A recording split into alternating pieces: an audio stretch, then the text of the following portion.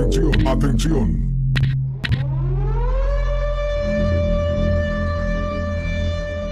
Prepárense, This is the rhythm of the night.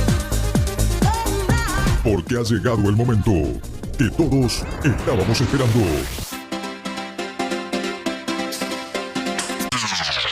3, 2, 1.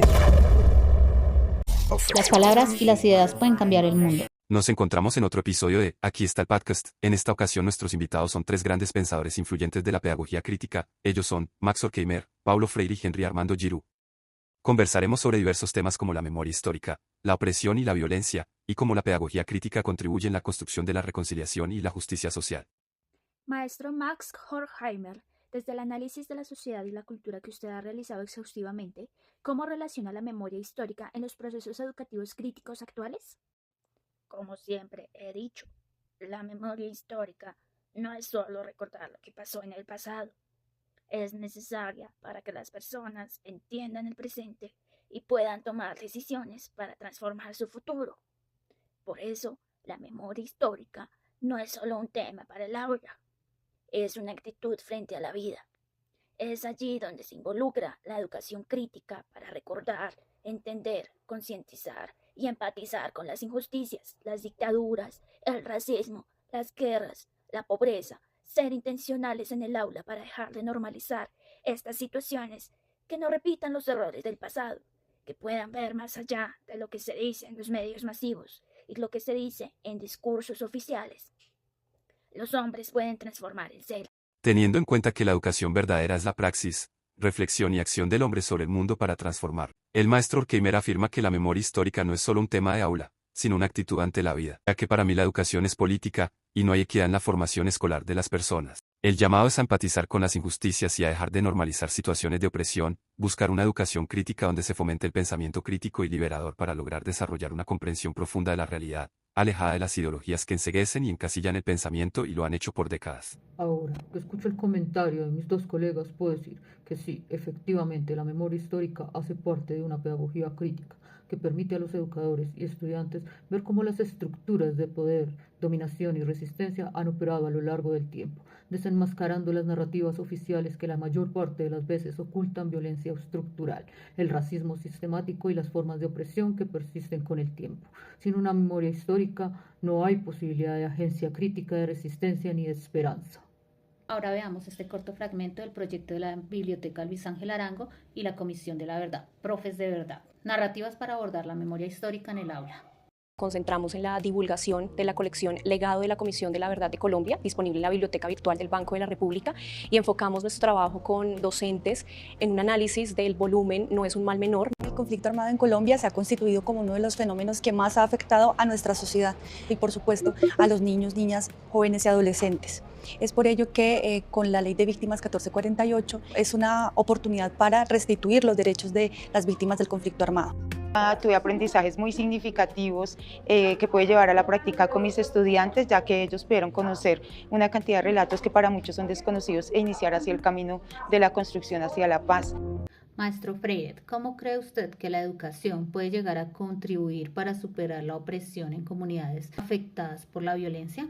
La educación puede contribuir a superar la opresión en comunidades afectadas por la violencia, si se convierte en una práctica de libertad y deja de ser una práctica de formación para la producción. En la historia colombiana, han sido varias las comunidades silenciadas, desplazadas y violentadas. Es por esto, que educar debe convertirse en el medio para darle valor a las palabras y construir el conocimiento desde la realidad, llevando una enseñanza crítica y transformadora, dejando de lado la educación bancaria, en la que el maestro deposita contenidos en los alumnos, como si fueran objetos vacíos. Estoy totalmente de acuerdo con el maestro Freire.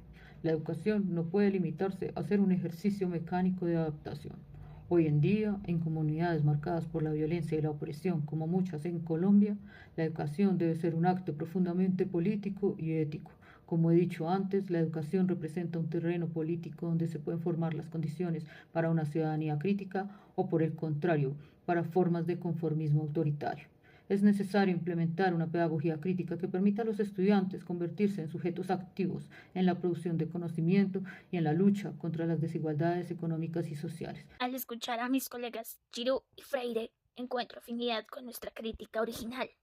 Ellos, al igual que yo, comprenden que la educación debe ser un acto de emancipación, no de domesticación.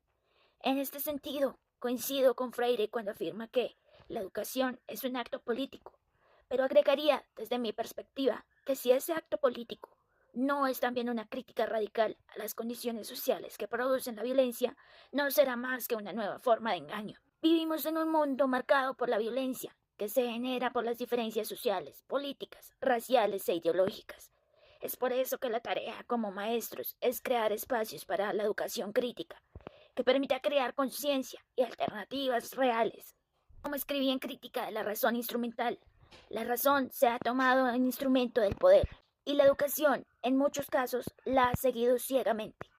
Maestro Giroux, en este momento de la historia y lo trascendental que es entender los temas políticos y su influencia en la educación para entender de alguna manera la justicia social, para usted, ¿qué importancia tiene la pedagogía crítica en la construcción de reconciliación y justicia social? Como hablamos anteriormente, la pedagogía crítica es fundamental en la construcción de la reconciliación y la justicia social, porque proporciona las herramientas para la transformación y desnaturalización de las formas de opresión, buscando la conciencia colectiva que resulte en reconciliación y justicia social. Tal y como lo indico en el artículo de la revista Praxis del año 2013, esta es una pedagogía en la cual los educadores no temen a las controversias ni al deseo de establecer relaciones que de otro modo están ocultas y tampoco temen dejar en claro el vínculo entre los problemas privados y los problemas sociales más amplios. Una de las tareas más importantes para los educadores comprometidos con la pedagogía crítica consiste en enseñar a los estudiantes de qué modo traducir cuestiones privadas en consideraciones públicas. Concuerdo con Giroux. Si cada teoría se relaciona con el fin determinado de una época, la respuesta de la filosofía moderna no puede ser desinteresada ni mucho menos sempiterna. La dimensión anterior a toda gesta científica enfoca los esfuerzos del saber hasta ahora acumulado a buscar la emancipación, el compromiso abierto con la sociedad y no su acallamiento.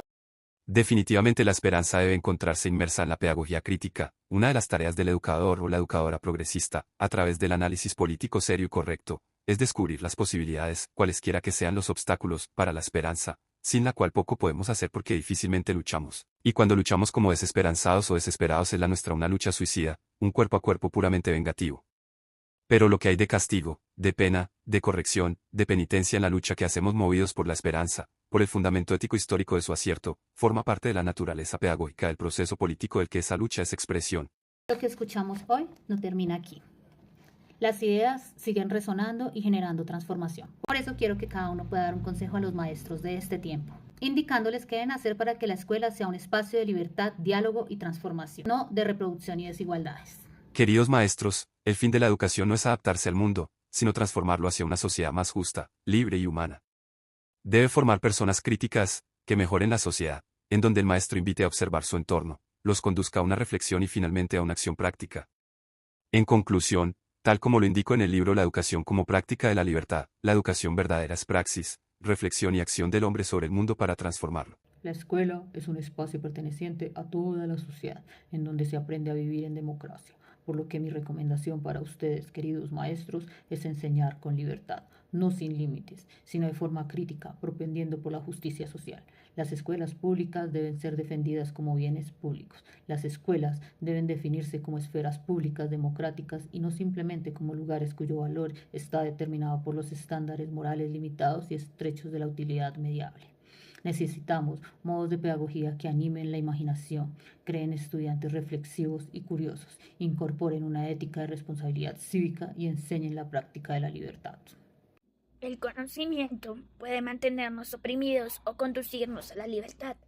Deben mantener presentes las proposiciones vinculantes, en donde la verdadera teoría sea crítica, histórica y emancipadora, conectando el conocimiento con la praxis, que avancen en una crítica compartida contra las formas opresoras y persiguiendo el único fin de la totalidad, que es la liberación y la dignidad plenamente vivida.